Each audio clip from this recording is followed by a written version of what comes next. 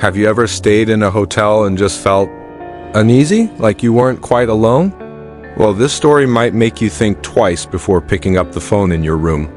Imagine this. You've just checked into a hotel after a long, exhausting day of travel. The hotel is one of those old, grand places with long, dimly lit hallways and carpets that have seen decades of stories. Your room is on the 8th floor, room 809. It's comfortable enough, and all you want to do is order some room service and crash. You pick up the phone to call the front desk, but before you can even dial, the phone rings. You answer it. Hello? There's just static on the other end. Weird, but you hang up. A few minutes later, it rings again. You answer. More static. You check the caller ID on the little screen. It says room 909. You think it's probably just some kids playing a prank, so you ignore it. But then it rings a third time. Annoyed, you pick it up. Hello? This time, through the static, you hear a faint, raspy whisper. You can't make out the words. It sounds like someone is struggling to speak. The sound sends a shiver down your spine. You quickly hang up. Now you're getting a little creeped out. You decide to call the front desk to complain. You tell the receptionist about the repeated calls from room 909. There's a long pause on the other end of the line.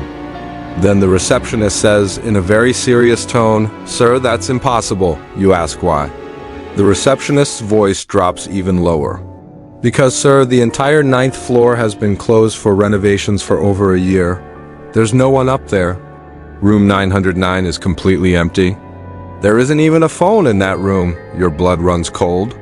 If the room is empty and there's no phone, who or what has been calling you? You try to rationalize it.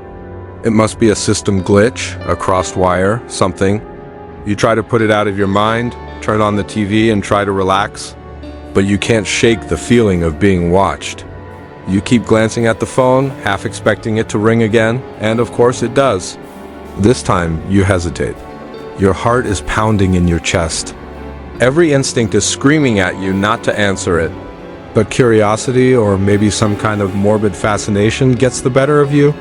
You slowly reach for the receiver, your hand trembling. You lift it to your ear without saying a word. The static is there, louder this time. And then a voice comes through, clear as day. It's the same raspy, whispering voice, but now you can understand every terrifying word. It says, "I can see you." You slam the phone down. You jump up and run to the door, fumbling with the lock. You have to get out of there. As you pull the door open, your eyes are drawn to the peephole. You don't know why, but you feel compelled to look through it. You press your eye against the cold metal and peer into the empty hallway, and then you see it. Standing directly across from your door, in front of the elevators, is a shadowy figure.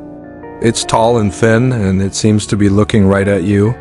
You can't make out any features, but you know with absolute certainty that it's the source of the voice. You stumble back from the door, your mind racing. You're trapped. You grab your suitcase and your keys, ready to make a run for it. But as your hand touches the doorknob, you hear a sound that freezes you in place. A soft scraping sound, coming from right outside your door. It's the sound of something being dragged along the carpet, slow, deliberate, getting closer. Then a soft tapping starts on your door, tap, tap. It's gentle, almost polite. But it's the most terrifying sound you've ever heard. You back away from the door, pressing yourself against the far wall, holding your breath. The tapping stops. Silence. You wait, your ears straining for any sound. And then you hear it again, the phone. It starts ringing, shrill and demanding in the silent room. Ringing, ringing, ringing. You stare at it, frozen in horror. You know what will happen if you answer it? You also know what might happen if you don't.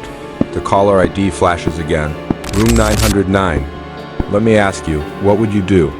Would you answer the phone one last time? Would you open the door? Or would you just stay there, trapped in room 809, waiting for whatever is on the other side? Some stories don't have a clear ending because the terror is in the not knowing. The next time you're in a hotel and the phone rings from an unknown room, maybe just let it ring. Thanks for watching. If you enjoyed this story, be sure to like, subscribe, and hit that notification bell so you don't miss our next video. Stay safe out there.